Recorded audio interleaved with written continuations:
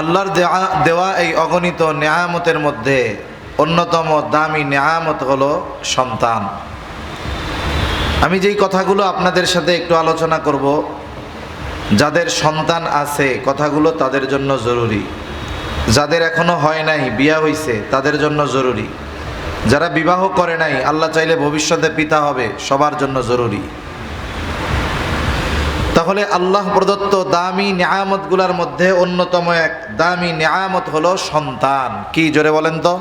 সন্তান। দুনিয়াতে মনে করেন একটা মানুষের টাকা পয়সার অভাব নাই,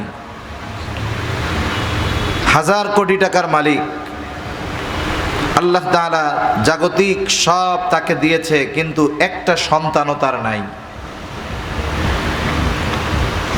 কেউ যদি তাকে এই কথা বলে আর এটা যদি বাস্তব হয় যে তুমি তোমার এই হাজার কোটি টাকার অর্ধেক যদি দাও, একটা সন্তান আল্লাহ তাআলা তোমারে দিবে।